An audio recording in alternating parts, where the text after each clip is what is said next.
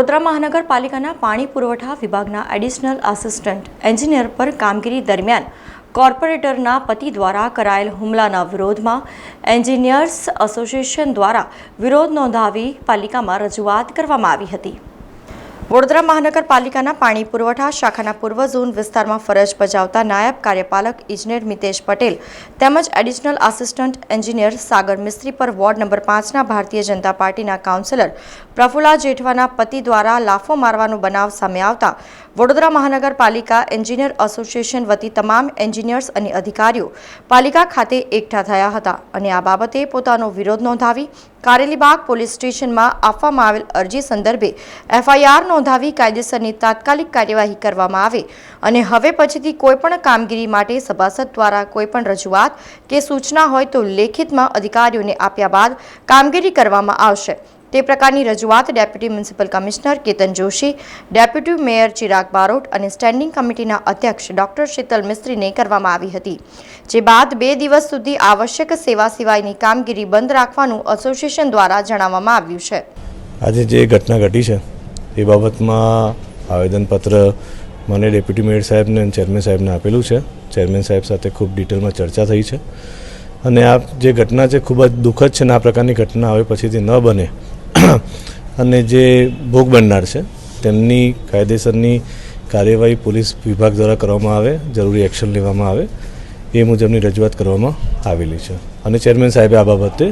જરૂરી અમને માર્ગદર્શન પણ આપેલું છે અને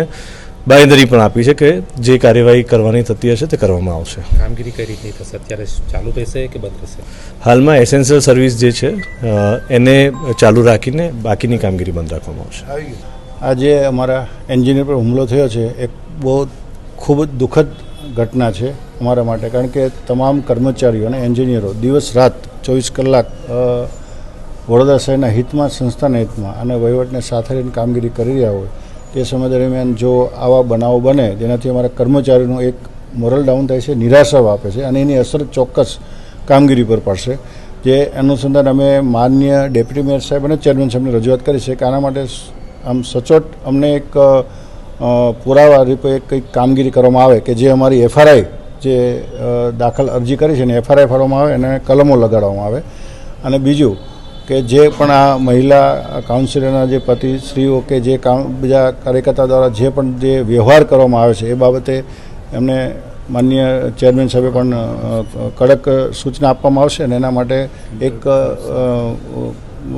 એક લો એમના બનાવવામાં આવશે કે જેથી આ બનાવો ના બને ભવિષ્યમાં। અત્યારે કામગીરી કઈ રીતે થશે? ચોક્કસ અમારી કામગીરી આવશ્યક સેવા સિવાયની તમામ કામગીરીઓ બંધ રહેશે। હા ચોક્કસ, અત્યારે અમે જે આવેદનપત્ર આપ્યું છે એમાં અમે સ્પષ્ટ કીધું છે કે જે કંઈ હોય એમની સૂચન કે રજૂઆતો લેખિતમાં કરે અને ચેનલ વાઇઝ માનો કે કામગીરી કોઈ વિલંબ થતો કોઈ કારણોસર,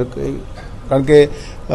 સંસ્થાના હિતમાં તમામ કર્મચારી અને એન્જિનિયરો કામ કરી રહ્યા છે, કોઈ કારણોસર કંઈ વિલંબ થતો હોય તો એમના ઉપલા અધિકારી, એમના ના થાય તો એમના ઉપલા અધિકારી ચેનલ વાઇઝ રજૂઆત કરે એવી અમારી માગણી છે। કેટલા દિવસ સુધી કામગીરી બંધ થશે? કામગીરી અમારે આજ અને શુક્રવાર 2 દિવસ અમે આવશ્યક સેવા સિવાયની તમામ કામગીરી બંધ રાખીશું, જેથી વડોદરા શહેરની જનતાને કંઈ મુશ્કેલી તકલીફ ના પડે એટલે આવશ્યક સેવા સિવાયની કામગીરી અમે બંધ રાખીશું, આવશ્યક સેવા કામગીરી ચાલુ રહેશે। મહાનગરપાલિકાના એન્જિનિયરિંગ સ્ટાફ અને તમામ કર્મચારી અધિકારી મંડળ આવી અને સાગરભાઈ મિસ્ત્રી નામના આસિસ્ટન્ટ એન્જિનિયર ઉપર કોર્પોરેટરના પતિ દ્વારા જે હુમલો કરવામાં આવ્યો અને મારવામાં આવ્યો તે અંગેની ફરિયાદ લઈને તેઓ આવેલા હતા। તેમને સંબંધિત પોલીસ સ્ટેશનમાં ફરજ રૂકાવટની અને કામગીરીમાં અડચણની ફરિયાદ નોંધાવી છે। કર્મચારીઓ જોડે આ પ્રકારનું વર્તન ના થાય અને યોગ્ય માધ્યમ દ્વારા જ રજૂઆત થઈ તે પ્રકારની એમની લાગણી અને માંગણી બંને હતી। આ બાબતે અમે પણ કમિશનર સાહેબના ધ્યાન ઉપર આ બાબત મૂકી અને પોલીસ ડિપાર્ટમેન્ટ સાથે પરામર્શ રહી અને ચૂંટાયેલી પાંખને પણ આ બાબતની ઘટનાની ગંભીરતાની જાણ કરી અને આ કર્મચારીઓની લાગણી દુભાઈ નહીં અને એનું સન્માન જળવાય અને કોઈ કાયદાની બહારની કોઈ વસ્તુ ના કરવામાં આવે તે બાબતની સંબંધિતો જોડે ચર્ચા કરી અને આગળની કાર્યવાહી કરવામાં આવશે। તે લોકોની ફરિયાદ બાબતની મને કોઈ જાણ નથી, પરંતુ વિડીયો જોતાં બહુ સ્પષ્ટ દેખાઈ આવે છે કે